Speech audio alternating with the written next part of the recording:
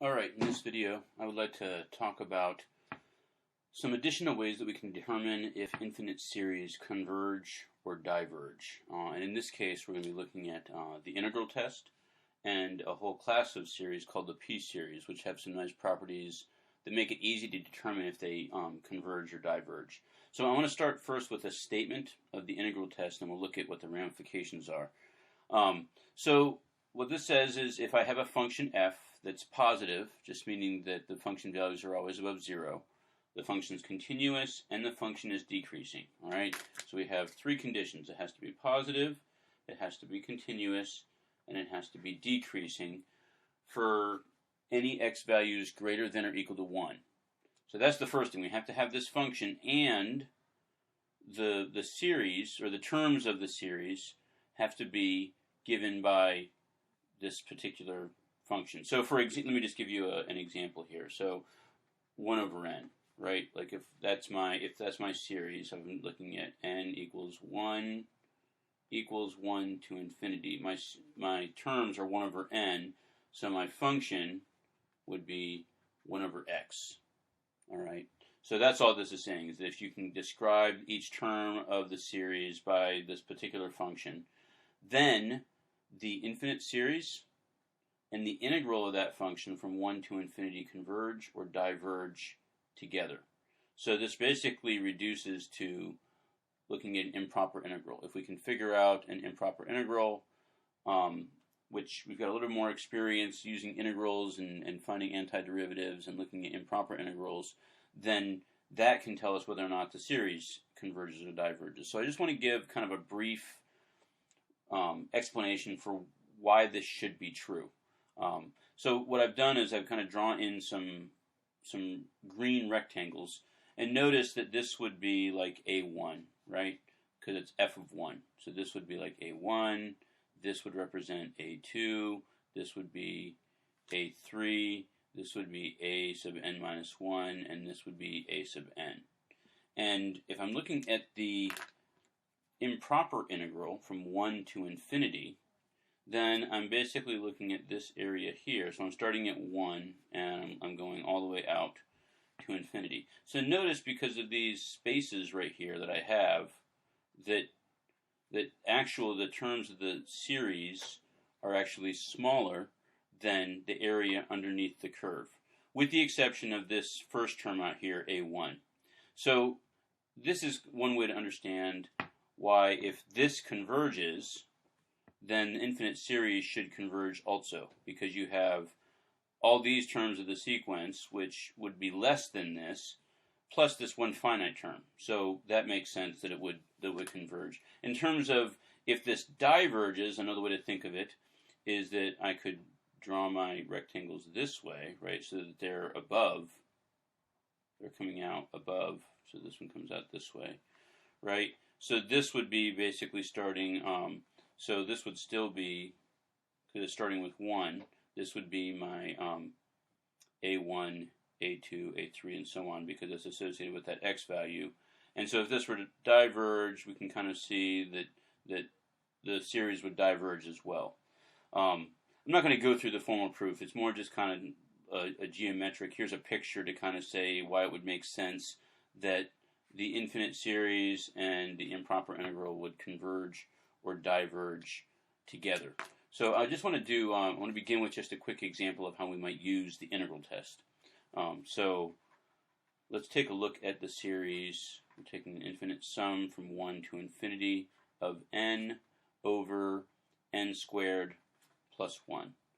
All right, so again, if we're thinking about the function, then we're looking at the function that is x over x squared plus 1. And of course, if we look at this for x greater than or equal to 1, then it is positive, right? That's only going to give us positive values. If we look at this, it's continuous. There are no discontinuities. Even though it's a rational function, there's no place where the denominator could be 0. So it is continuous. And then we could show that it's decreasing. One way to do that would be to take the derivative. We could take the derivative of this. We know if the derivative is negative, then it's decreasing. And if we were to take the derivative of this, we would see that it's a function that's always negative for any value of x greater than or equal to 1. So we've got a function that satisfies the properties. Let's evaluate the improper integral. So we're looking from 1 to infinity of x over x squared plus 1 dx. All right. So in this case, we can use substitution. If we let u equal x squared plus 1, then du is 2x dx. I have an x dx to take care of here, so I'm going to just divide out the 1/2. All right, so I'll rewrite this, and I'm going to take the limit as b goes to infinity, 1/2 integral from 1 to b, and this is just going to turn out to be 1 over u du. All right, so let's evaluate that integral. I'm going to end up with natural log of u, but u is x squared plus 1. So I'm going to bring the 1/2 out front, take the limit as b goes to infinity of natural log absolute value of x squared plus 1 from 1 to b. So going a little bit further here, make sure we stay on camera. 1/2 limit as b goes to infinity of natural log of b squared plus 1 minus the natural log of, now if I put in 1, I have natural log of 2. Now, the important thing to notice is that obviously that's finite, but here, as the argument for natural log goes to infinity, right, so as basically x gets larger and larger and larger, natural log goes to infinity. This goes to infinity, right? So this diverges, and therefore the series also diverges. So that's an example of how we might use the integral test. Instead of evaluating the infinite series directly, we find a function, we evaluate the improper integral. Depending on how comfortable you are with improper integrals, that may be good or bad news, but ultimately this gives us a way to get a handle on some series that aren't straightforward, like a telescoping sum or a geometric series. Let's just look at a general class of improper integrals that we've seen before. Recall we said that the integral from 1 to infinity of 1 over x to the p, we said that that's going to converge. That converges if p is greater than 1, and it diverges if p is less than or equal to 1. All right. So, for example, 1 over x squared, if you're going from 1 to infinity, that would converge. 1 over x would not. So, we can immediately, from that, determine that something like the infinite series from n equals 1 to infinity of 1 over n, and that's going to, well, it's not going to equal, it's going to diverge, right? Because in this case, p equals 1. This is called the Harmonic Series, and has some interesting properties. That's why it actually has a name. But the main thing for us, for our purposes right now, is that we can immediately, from what we know about improper integrals, we can determine that that series is going to diverge. Likewise, if p were equal to 2, then we know that this infinite series converges. So this gives us a whole class of functions. Anything of the form n equals 1 to infinity, 1 over n to the p, where p is greater than 1. Anything of this form will converge. And of course, again, if p is less than or equal to 1, then it will diverge. All right, just one more example I want to go through. We saw previously that in this case,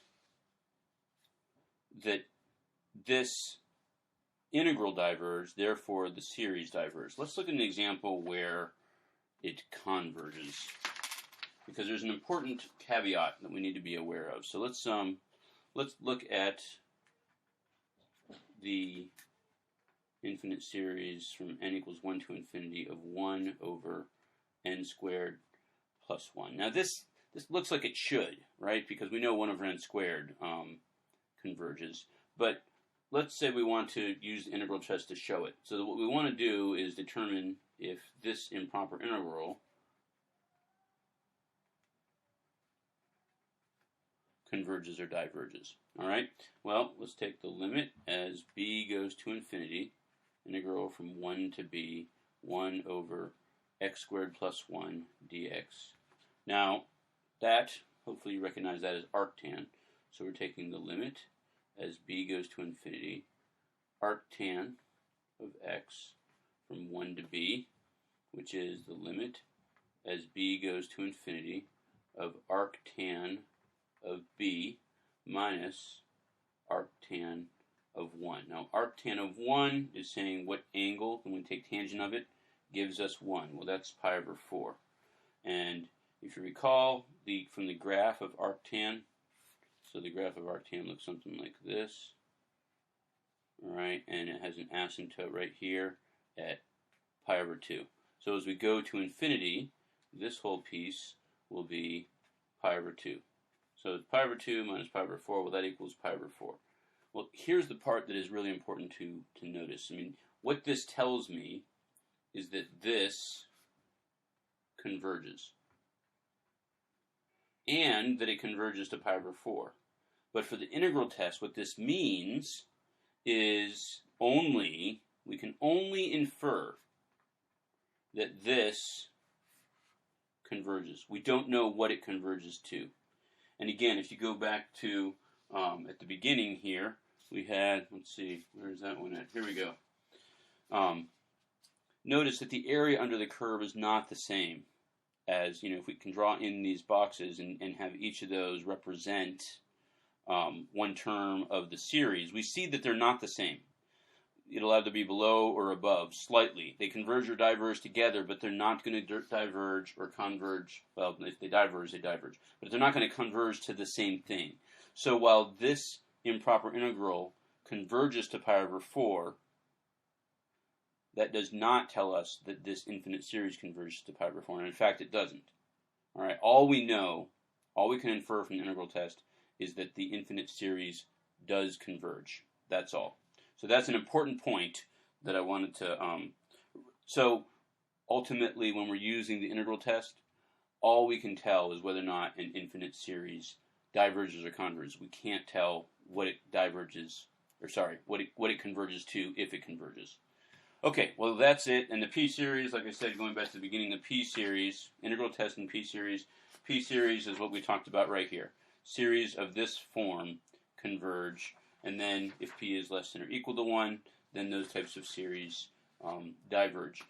Where this will be particularly important is when we look at the comparison test, because ultimately in the comparison test, we want to determine if a certain series diverges or converges by comparing it to another series that we know something about. The p-series gives us a whole class of series that we know something about and that we can use for comparison, and that's why it's important. And it's a direct result of the integral test.